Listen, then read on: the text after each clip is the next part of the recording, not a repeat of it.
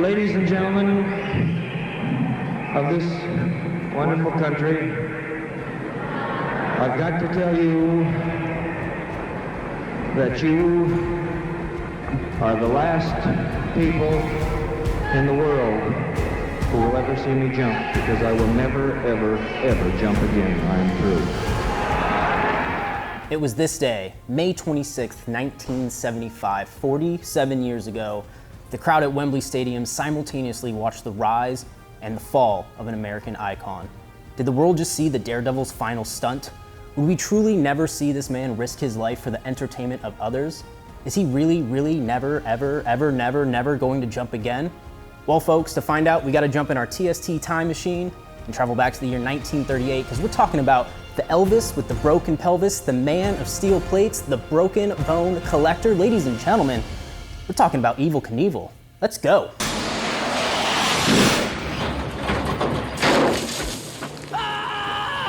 All right, guys, I'm Ron. This is TST Garage Talk, and the year is 1938. America is rolling out of the Great Depression. Hitler's still doing dumb in Europe, and on October 17th, a beautiful baby boy by the name of Robert Craig Knievel is born in Butte, Montana, to a Robert and Ann Knievel. Now, unsurprisingly to most, it seems Robert and Ann did not get along very well, and after the birth of their second child, Nick, they basically dumped the kids on their parents' porch, pieced the hell out of there, and so baby Robert and his baby brother Nick grew up in the rough and tumble town of Butte, Montana, under the guidance of their grandparents Ignatius and Emma Knievel, two well-known and respected citizens of their small town. Around the age of about 8 years old, actually, we're just gonna go ahead and call him Evel, because that's a way cooler name, but keep in mind, he has not been aware of that name. He hasn't made it up. It's not a nickname yet, but we'll get there. So at 8 years old, Evel Knievel attends a Joey Chitwood automotive stunt show, which basically consisted of some dudes jumping cars ramp to ramp and riding around on two wheels and other shenanigans. It's this show that Evel forever credited as his lifelong inspiration to be a performer, a stuntman of the people. But before Evel could become a world-famous, high-flying, and idolized stuntman, he would have to go through the same standard trials and tribulations we all deal with, life. Now, Evel never performed well in school, choosing to harass his teachers rather than to learn from them. So it's no surprise that Evel eventually found himself dropping out of high school to pursue what any boy at that age may want: money. Now, Butte, Montana was a pretty well-known mining town where you either worked in the mines or you worked at one of the 24-hour bars that miners would attend after their shift. So you can imagine this is a town of surly men who didn't live very long, lots of drinking, lots of fighting, lots of cussing and gambling. Basically a picture-perfect town for an aspiring stuntman to grow up in. Like most men in the town, Evel quickly found himself at the front desk of the Anaconda Mining Company as a sophomore in high school. With the promise of a fat paycheck, Evel dropped out of school and began working in the copper mines, doing basically any job he could get his hands on. He seemed to like the job, but was constantly thinking about riding his Triumph TR 5000 around town, doing hood rat with his friends. Now, after much annoyance of his supervisor, Evel was promoted to surface duty, where he was allowed to operate large, heavy machinery, something a bit more his speed. It was only a few days later when Evel figured out that he could actually do wheelies with his payloader, much to the delight of his coworkers. Now, this was all great until he ended up losing control of the loader, smashed into the town's main power line, and basically disconnected the entire town from its power source for several hours. Oh my God. Now, although Evel had figured out a way to keep a steady source of income rolling in, he wasn't able to find a steady source of thrills. Thus began Mr. Knievel's life of sketchy behavior. And I'll be straightforward with you, Evel was not a great dude. He was nothing short of a con man, a braggadocious bullshitter, always the winner, never the loser. The guy, he was an enigma for sure.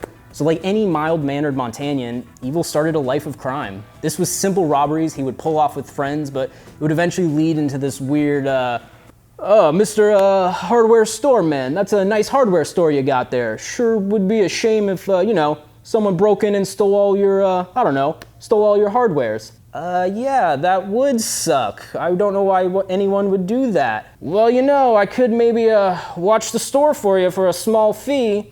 It's to which the solicited business owner would have politely declined, because who needs security in a small town like Butte? Apparently all of them did. Evel would take this charade up with all of the local businesses, often getting hired for the security, but for the businesses that declined his offer, they soon noticed they were subject to some routine break-ins and would eventually succumb and hire Evel, which of course led to no more break-ins. This criminal career wasn't for nothing, though, let me tell you. If it weren't for Evel breaking into safes and acting like a hooligan, there's a very good chance he never would have gotten arrested in 1956, never would have spent the night in jail, and most importantly, would not have ended up with his cellmate, a one William Knaufel. Now, Knaufel was another notorious hooligan in Butte and had earned himself the nickname Awful Knaufel. Well, whatever guard was on duty that night at that jail happened to find himself to be a pretty funny guard, and right then, right there, dropped the nickname of the century. He looked over at Knaufel, and he looked over at Knievel, and he said, well, if it isn't Awful Knaufel and Evel Knievel. And according to Knievel, that name didn't stick at the time.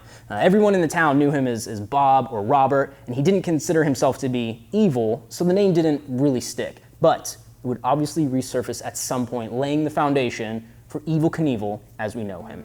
Having secretly married local girl Joan Bork, and quickly thereafter the birth of his first son, Kelly, Evel realized a life of crime was no way to support a now family of three. So Evel tossed his bag of lockpicks and safe-breaking tools into the river and proceeded to jump around several career paths, from a stint in the US Army, a season-long escapade of starting his own semi-pro hockey team dubbed the Butte Bombers, and even a hunting and fishing business called the Sure Kill Guide Service, where Evel used skills taught to him by his grandfather to guarantee big game or their money back.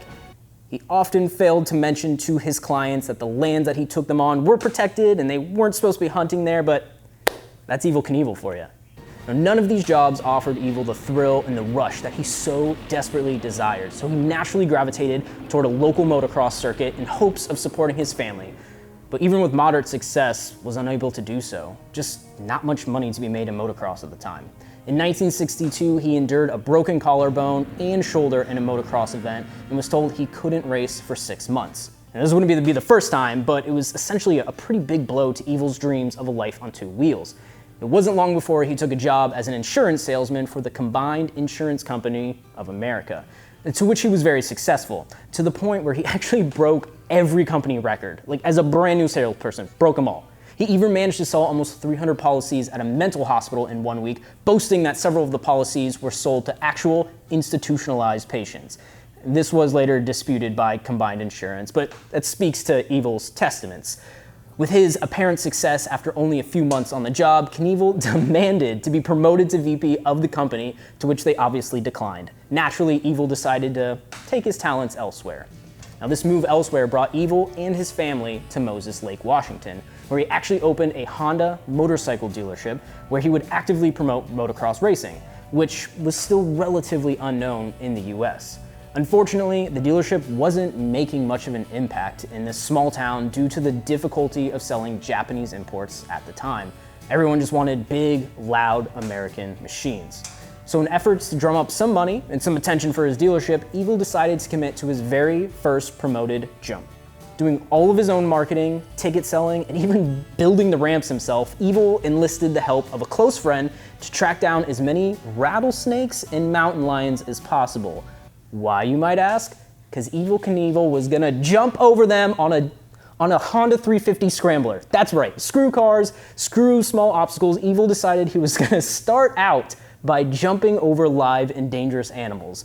So with a small crowd gathered outside his dealership, Evel hit a few test runs to get his speed right. He finally hit the ramp and soared, but not far enough. Evel cleared the mountain lions, no problem, but ended up catching his rear wheel on the refrigerator box that housed all the rattlesnakes. The box busted open, pissed off snakes went everywhere, people were running everywhere. It was pandemonium, it was chaos. But Evel had done it. He'd successfully jumped over something, with people having paid to watch, and he came out relatively unharmed, other than a sprained ankle. So that's a win in Evel's book. Still basking in the glory of his jump, Evel knew he was onto something. He could do this. He could make something of himself. So he set out to find a sponsor to help him get his show on the road and on to the next level. And it didn't take long for the smooth-talking con man to find someone willing to fork over some dough for Evel to hire a small team, get some bikes, get some trucks, and then gather enough materials to start building some serious ramps. The only hang-up? His name. At the time, he was still going by Bob or Robert, so when he pitched the idea of Bobby Knievel and his Motorcycle Daredevils Thrill Show, sponsor saw an opportunity to possibly shorten the name and make it a little bit more catchy. He suggested Evel Knievel and his Motorcycle Daredevils. Now, Knievel was still very anti-Hell's Angels, a very infamous rough and tumble motorcycle gang that had become the image of sketchy bikers. And Evel didn't want that sort of association, so he insisted Evel, E-V-I-L, was changed to Evil, E-V-E-L. The sponsor agreed, booked 3 shows, and with the first stunt show being scheduled for January 23rd, 1966 at the National Date Festival in Indio, California, Evel was ready. All things considered, that show went swimmingly. The audience was treated to a bunch of aggressive dirt races, wheelies, bikes smashing through boards set on fire, Evel jumping ramp to ramp over cars, and even a little person by the name of Butch Wilhelm. Though the smallest part of the act, Butch was getting the biggest reaction. See, he was actually performing all of the same stunts as Evel, but on a smaller scale. The same black and yellow leather uniform. Evel hadn't adopted his signature white leathers with Americana iconography all over them. He was wearing this particular set of leathers at the time, but Butch had been a mini version of Evel's Norton 750. He had mini ramps, he had mini wheelies, and even mini crashes. The crowd loved the entire show, and the group of daredevils felt as if they had finally and suddenly found themselves a home in front of America's audiences. The second show for the Daredevils was unfortunately canceled due to rain, but on February 10th in Barstow, California, Evel and his Daredevils were back in front of the crowd. The same show was planned, but what wasn't planned was one of the guys wiping out in the dirt race and getting seriously injured. With such a slim crew, every guy had his own set of skills and important stunts that the show was built around. Unfortunately, the Daredevil that got injured would need to be replaced, and Evel refused to let this trick go without being seen. So naturally, Evel volunteered to perform the stunt. Now let me explain the stunt to you. It may seem complicated, but it's not. One man would agree to stand perfectly still on the track, while another man would ride their motorcycle straight toward them at about 60 to 70 miles per hour. And then the man on the track would proceed to jump over the moving bike. Yes, this was a stunt they did. Yes, the original guy would execute it perfectly. Yes, it was usually Evel riding the bike. And yes, it turned out exactly how you thought it would. So enjoy this clip of Evel getting his crotch absolutely decimated by his teammate on a Norton 750.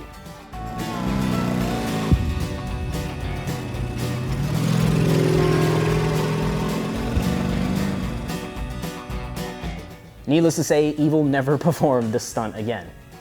Now, after a string of injuries, wasted recovery times, and disgruntled daredevils, Evel realized he would need to turn this into a solo act if he wanted to continue to pursue the daredevil lifestyle. So, yeah, that's basically what he did. Evel just took to doing as many of these stunts as he could by himself. He would promote his own shows, he would help sell his own tickets, he would MC for the event, often speaking on helmet safety and to stay away from pills and alcohol. And the public really started to like this guy. They ate him up. And once he started introducing ramp-to-ramp jumps with a string of cars in between, that was it. He had become America's small-town hero. Starting with just a single car or a boat, Evel quickly added a vehicle to each subsequent jump at each subsequent show. Week after week, he would break his car jumping record, partially because nobody else was brave enough to try, and partially because he was at a constant contest with himself. Eventually, Evel decided to up the ante and told the world, Evel Knievel, will jump 12 cars. And basically everyone in 1966 collectively lost it. 12 cars? That's nuts. You're damn right, it's nuts, and so is Evel. So in true Evel fashion, he threw in a cargo van at the last minute to get the total count of 13 vehicles. His lucky number, he would tell everyone. So it's June 19th at the Missoula Auto Racing Track, and Evel was determined to break his previous record from only 3 weeks prior. With 12 cars and a cargo van lined up side by side, Evel revved the out of his bike, took off like a bat out of hell, glanced down at his speedometer moments before hitting the ramp, and he knew he was at the sweet spot. Except he wasn't. Evel shorted the jump, landing on the 13th vehicle, the cargo van, and launched over the handlebars as he and his bike flipped over end over end over end. The crash was brutal. Evel tossed around like a rag doll, his bike tumbling as thrown by a toddler in a fit of hostility. Evel was injured real bad. Evel had shattered his right arm, broken several ribs, and suffered from a massively bruised ego. The jump had failed. He had failed. Hadn't he? As Evel tossed these questions around in his mind while recovering in the hospital, it became quickly apparent that his fans, they loved him, success or not. An absolute outpouring of love from fans after his crash taught Evel one thing. The crowd loved his jumps, but they may have loved his crashes more. It's also noted that after this crash, Evel swore off speedometers. Yeah, that's right. The dude was just going by feel and good vibes, man. It's also probably not a bad time for me to mention there was no science or mathematics involved in any of these jumps. Evel did not calculate parabolic curves, weight, speed ratios, angle, horsepower, trajectory. Nothing, absolutely nothing. He simply refused. He built the ramps to what he deemed looked good and just hauled ass over them in hopes of landing. So after a somewhat quick recovery and a quick bounce back into his car jumping antics, Evel quickly learned that every time he jumped a set of cars, the public demanded he jump more. Evel went from barely making 12-car jumps to now pushing the limit to adding a car with every successful jump. And before he knew it, he was at 15 cars. March 25th, 1967 would become the first time the world would even see Evel on national television on ABC's Wide World of Sports. Although it wasn't shown live. ABC was convinced he would not make the jump, so they didn't air it, but they would agree to air it afterwards. Nevertheless, Knievel made history by jumping his Triumph Bonneville T120 over 15 cars at Ascot Park in Gardena, California, much to the crowd's delight. Let's check that clip out. And he's set to go. Takeoff, of course, very critical. He'll build up speed as quickly as he can, and here he goes.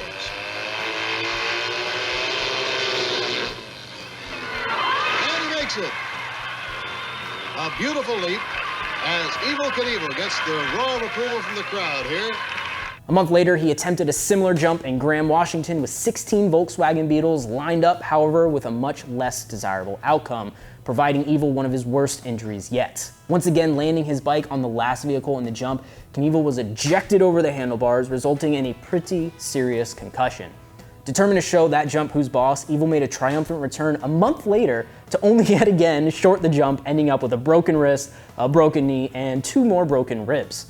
After word of Evel's crazy jumps and determination spread, Knievel found himself thrust into the limelight, even becoming a guest on the Joey Bishop Show, a popular talk show of the time. That would eventually lead to more exposure, more stunts, and more ladies.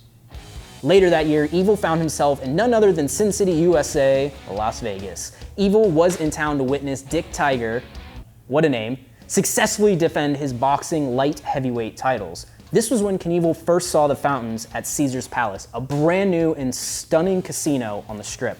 And like any normal sane person declared, he jumped those fountains with his bike. Now, Evel was getting pretty well known in his own little world, but it would take a bit more than just being a popular daredevil to book a stunt like jumping over the Caesar's Palace fountains. And if there was any man at the time who could make it happen, it was Evel Knievel.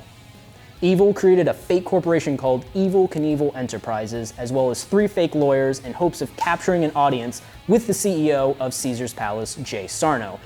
Evel also made several calls to Sarno's office pretending to be journalists from Wide World of Sports and Sports Illustrated, attempting to drum up some non-existent attention to the stunt. Probably something like, hey, Jay Sarno, you ever heard of this Evel Knievel? Nope, I don't know who that is. Thank you for calling, though. Hey, Jay Sarno, this Evel Knievel guy is gonna jump over the whole casino, huh? Yeah, that's what I've been hearing. Thanks for calling. So after all these fake phone calls, Sarno finally agreed to meet Evel, and they ended up setting a jump date of December 31st, 1967. In hopes of drumming up more media stir, Evel reached out to ABC to air the event live on Wild World of Sports, but once again, they declined his offer and let him know they'd consider using footage if the jump was as great as he made it out to be. So, on December 31st, 1967, at the ripe age of 29, Evel walked into Caesar's Palace, placed his last $100 on a blackjack bet, which he lost, took a shot of wild turkey, and then was escorted out to the jump site with several members of Caesar's staff, as well as 2 showgirls, of course. Now, attempting the longest ramp-to-ramp jump at 141 feet would require working the crowd, and Evel did exactly that, wowing the crowd with pre-jump show, including some wheelies and riding around, standing on the seat, followed by a few warm-up approaches. Evel was finally ready. When Knievel began his real approach, he rocketed toward the ramp, eyes set on the prize. Once on the ramp, Evel claimed there was a sudden loss in power on his bike, which caused him to come up a bit short on the landing ramp, and the landing was not pretty. Flipping over the handlebars, bouncing along the pavement, and finally skidding to a halt in the parking lot of the business next door, Evel had not only failed his jump, but had suffered his worst injuries to date. A crushed pelvis, a crushed femur, fractures to his hip, wrist, both ankles, a concussion to top it off. Things weren't looking great for Evel, or at least that's what he thought. After that, Evel skyrocketed to stardom with his crash seen around the nation, which ABC did end up buying from his personal cameraman for much more than they would have paid had they originally bought the rights when Evel pitched the stunt to them. And Evel drummed up national support and a little mystery by leaking some rumors of his alleged 30-day coma, which was later dismissed by his wife Linda, in hopes of keeping his name hot until the next big stunt. Reeling off the success, or lack thereof, of the Caesars jump, Evel pitched his next great idea to the nation. He was gonna jump the Grand Canyon. Yeah, the freaking Grand Canyon. The shortest gap of the Grand Canyon is 600 feet. Evel's longest jump to this date was 16 Chevys. He had no plan, no calculations, no money, just pure unbridled ambition. But talk didn't pay the bills, so 5 months later, on May 25th, 1968, Evel found himself back on two wheels in Scottsdale, Arizona, ready to jump 15 brand new Ford Mustangs. In true Knievel fashion, he shorted the jump once more and ended up breaking his right leg. Other than this one mishap, Evel had seemingly dialed in his jumps and was consistently doing weekly shows and getting paid a very modest $25,000 per performance. It's not bad for a miner from Butte, Montana. That was until history repeated itself yet again on October 13th in 1968 in Carson City, Nevada, when Knievel set out to jump 10 box trucks. His approach, flawless. His landing, not so much. He lost control of the bike, trying to stick the landing, and would ultimately end up breaking his hip yet again. The jumps continued, yet Knievel had come to the conclusion that there was no way the US government would let him jump the Grand Canyon. So to keep the fans intrigued and guessing his next moves, he spitballed ideas just like on the fly. One day he was gonna jump over the Mississippi River, another he was gonna jump from one skyscraper to the next in New York City, each stunt crazier than the last. It wasn't until he was flying home to Butte, Montana from a performance tour when he looked out his airplane window and his next outrageous stunt stared him right in the face. He was going to jump Snake River Canyon. He wasn't sure how, but by God, he was going to do it. So after a little wheeling and dealing, Knievel was able to purchase 300 acres on the border of the canyon for about $35,000 and set a date for Labor Day of 1972. But with such a large purchase, Evel needed to get some cash and fast. So a whirlwind of jumps and stunts took off. On January 7th and 8th, Knievel set a record by selling over 100,000 tickets to back-to-back performances at the Houston Astrodome, which showcased two successful nights of jumps over 13 cars for Evel and his crowd of supporters. A month later, Evel would set a massive new world record by jumping 19 cars with his Harley XR750, a staple bike of his that he would become notorious for riding until about 1977 when Harley pulled his sponsorship, but we'll talk about that later.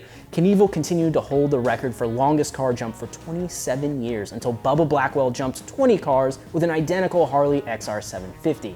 Evel's fame was bigger than ever. After pairing up with the toy maker Ideal Toys, the world of action figures would forever change as the Evel Knievel line of toys would be released. They were immensely popular for children all across the nation, and it's pretty important to note that this was the first time a toy had been modeled after a real person. I mean, everything up to this point was Barbies, G.I. Joes, and superhero toys, but now you could have your very own mini Evel Knievel that would perform stunts and tricks only limited by your imagination. These toys ended up being one of the largest sources of income for Evel over his entire career, and a best-selling toy for Ideal for many decades. May 10th found Evel at the gruesome end of yet another terrible crash. Attempting to jump 13 Pepsi delivery trucks ended poorly when a lack of speed caused his bike to come down front wheel first. Though he managed to hold on to the landing for a little bit, the bike ultimately bucked him off and he skidded about 50 feet, resulting in yet another broken collarbone, a compound fracture to his right arm, and the breaking of both of his legs. A year later, Evel was back on his iron horse and ready to start wowing crowds. With another successful jump under his belt, Evel ultimately ended up crashing after the landing due to a very short landing area, which led to his bike somehow kind of like riding over him and causing him to suffer another broken back and another concussion. It would be a whole nother year and a half before Evel was able to fully recover and get back to jumping. After a string of jumps and crashes and broken bones around the nation, we can cue a fateful day in Los Angeles Memorial Coliseum. The year, 1973. The month, February. The man, Evel. The cars, 50 of them. Yep, that's right, 50. Now these weren't in a straight line like his usual jumps, but these were 50 cars stacked in a rudimentary pyramid pile, but 50 cars nonetheless. Evel kicked his bike alive, roared down the massive ramp in front of 35,000 people, and jumped his way into the history books, where he held the record for most stacked cars in a single jump for 27 years. And with a series of successful jumps behind him, it was now time to make the greatest one of all. The jump everyone had been waiting for. 2 years past its promised date, Evel would finally ready to tackle the Snake River Canyon jump. Now this jump was vastly different than that of his typical jumps. There was no cars, there was no stadium, hell, there wasn't even an actual motorcycle. That's right, Evel had employed subcontractor and aeronautical engineer Doug Milwaukee to build him a freaking rocket-powered cycle to assist him in his jump across the Snake River. The machine was dubbed Skycycle X1. Creator Robert Truax was also hired Aerojet engineer that created the steam-powered engine that would propel the Skycycle and Knievel into stardom. On April 15th, 1972, the first unmanned test launch of the Skycycle X1 commenced, and after what was deemed a success by Knievel, preparations for the Skycycle X2 were underway. Finally, on September 8th, 1974, the day had come. With the help of his promoter, Shelley Saltman, Evel had amassed a sizable crowd of 15,000. Scared out of his mind, Knievel bravely strapped himself into the rocket, said a prayer, and waited for the steam engine to superheat to 500 degrees Fahrenheit. The crowd waited in anticipation as the moment of departure inched closer and closer. At exactly 3:36, the rocket propelled up this giant ramp, but as it began its launch, the parachute prematurely deployed, causing significant drag to the rocket. Though the rocket technically made it across the canyon, high prevailing winds caused Knievel and his cycle to come slowly drift back toward the depths of the canyon. By some sheer shred of luck, Knievel, who was unable to eject himself from the rocket as planned, drifted through the air, just barely making it back to the shore on the other side with minimal injuries. Had the rocket drifted a few less feet, it is very possible the machine would have landed right in the river, and Evel most likely would have drowned in the rocket before rescue crews could even get to him. So it was both a loss, yet a triumphant win for America's Daredevil. Many mixed reviews of the failed jump left Evel in a state of recluse for a while as he dreamed up his next stunt. With other daredevils jumping bigger and better things, Evel figured it was time to take his act across the pond to England. Most people had never heard of him there, so he showed up a few weeks early to help promote his stunt of jumping over 13 London buses, which ended up being just regular old buses, not the double-deckers like everyone was thinking. But this promotional period, including have his giant Evel Knievel travel rig being pulled through London streets to cause traffic jams, doing wheelies as close to Buckingham Palace as he could get, and just getting out in public and showing people just who Evel Knievel was. On May 26, 1975, Evel had amassed a crowd of 90,000 people at Wembley Stadium in London. After much lead up, Evel mounted his bike, rode down the ramp, and soared over the 13 buses, much to the crowd's delight. However, that quickly turned to horror as people watched this poor American slam his bike and his body into the pavement upon landing. With a broken pelvis and shattered dignity, Knievel demanded a microphone to address that crowd that day. Ladies and gentlemen of this wonderful country, I've got to tell you that you are the last people in the world who will ever see me jump, because I will never, ever, ever jump again. I am through. And then he mic dropped and heroically limped off the field without a stretcher. Like most things Knievel, retirement didn't last very long. Not even 6 months later, Evel would find himself yet again behind the bars of his Harley XR750, attempting to jump not the 13 buses he failed to jump in London, but 14 buses now. Knievel warmed up the crowd at Kings Island with some smaller stunts and wheelies, and finally got ready for the big jump. Before you knew it, there was a roar of a Harley, a blur of white leather in the sky, and eventually the impact of a successful landing. Evel's longest successful jump to date of 133 feet. This ended up being ABC's Wide World of Sport's most watched airing ever. And even with that, Evel knew the curtains were closing, and as he once again announced his retirement to the crowd. Broken and battered, Evel was acutely aware the demand for him was waning, and he had certainly made his fair share of cash from his daredevil antics. Squeezing out a few small jumps here and there, Evel knew he had to come up with one last stunt, and decided to return to his roots and jump over some animals. Now, we're not talking just a few rattlesnakes and some small mountain lions, but this time it would be truly epic. Evel announced he was going to jump over not one, not two, but 13 sharks, because 13 is Evel's lucky number. After obtaining several sharks, almost the 13 he promised, Evel was set to do his practice runs. Complaining of logistics and spacing and timing being off, Evel insisted on doing some test jumps, which was rare for him. Unfortunately, the first one did not go well, as Evel lost control upon landing and ended up crashing into a cameraman. Now, the cameraman was eventually deemed okay with some slight injuries to his eye, but Evel was devastated. Even with 2 broken arms, he felt worse for the cameraman and pretty much decided there and then he was done. He was thrown in the towel, limiting him to just a few public appearances of doing wheelies and similar tricks. Evel had officially passed on his daredevil torch to his son, Robbie. The world would never see Evel jump a car or a boat or a truck again. But this wouldn't be the worst thing that would happen to Evel. Not yet. Now, you remember me mentioning a Shelley Saltman, right? The big-time promoter that was brought in to help boost the Snake River Canyon jump? Yeah, that guy. Well, apparently at some point, Evel had given him express permission to document the entire journey leading up to the jump. And if Shelley wanted to write a book about it, why the hell not? More money for Evel, right? Well, as we all know, mo money equals mo problems. Once the book finally released, a few months after the failed shark jump, Evel had plenty of time to read it as he was nursing his 2 very broken arms. However, those broken arms didn't stop him from reading Shelley's account of the Snake River jump. They didn't stop him from getting very upset about what he read. They definitely didn't stop him from flying out to California that day, and they definitely didn't stop him as Evel and a friend tracked down Shelley Saltman at his 20th Century Fox office where he was vice president. The friend ended up grabbing Shelley, and Evel proceeded to beat Shelley to a pulp with an aluminum bat while screaming, "I'm going to kill you." Saltman attempted to defend himself by covering his head with arms, only to also receive broken arms himself. This was the beginning of the end for America's Daredevil.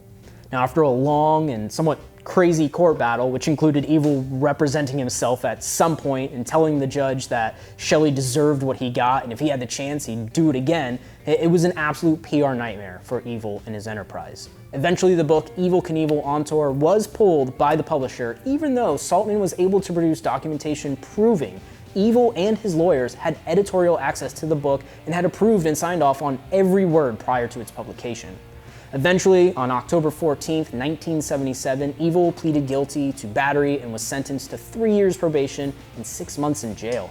This would eventually lead to all of Evel's major sponsors dropping him. Ideal Toys pulled the now declining Evel Knievel action toys. Harley took their bike back and they told him to find his own hog. So with no income from jumping or sponsorships, Knievel eventually just declared bankruptcy. In 1981, Saltman was awarded a $13 million judgment against Knievel in a civil trial, but he never received any money from either Knievel or Knievel's estate.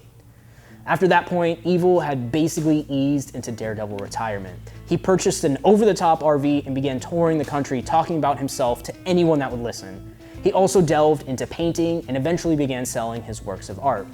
Though it was reported a friend supplied the paintings and Evel supplied the last few brushstrokes and a signature, but with limited appearances at county fairs, motorcycle shows, museums, and even a quick induction to the Motorcycle Hall of Fame, it was becoming more and more clear that Evel's health was declining, and our time with America's Daredevil was dwindling.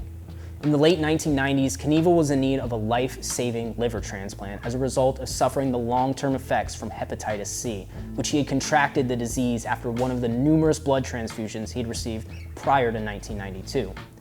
In February 1999, Knievel was given only a few days to live, and he requested to leave the hospital so he could die in peace at his home. En route to his home, Knievel actually received a phone call from the hospital stating a young man had, believe it or not, died in a motorcycle accident and could be a donor. Days later, Knievel received that life-saving transplant. In 2005, Evel was diagnosed with idiopathic pulmonary fibrosis, an incurable and terminal lung disease that required him to be on supplemental oxygen 24 hours a day. In 2006, he had an internal morphine pain pump surgically implanted to help him with the excruciating pain in his deteriorated lower back, one of the many costs of incurring so many traumas over the course of his career as a daredevil. He also suffered 2 strokes after 2005, though neither of them left him with any severe debilitations. Knievel died in Clearwater, Florida on November 30th, 2007, age 69. Nice. He had been suffering from diabetes and idiopathic pulmonary fibrosis for many years. A longtime friend reported that Knievel eventually had trouble breathing while at his residence in Clearwater and eventually died on the way to the hospital. The friend said, "It's been coming for years, but you don't expect it. Superman doesn't die, right?" In one of his very last interviews, Knievel told Maxim magazine, "You can't ask a guy like me why I performed. I really wanted to fly through the air. I was a daredevil, a performer. I loved the thrill, the money, the whole macho thing. All those things made me Evel Knievel. Sure, I was scared.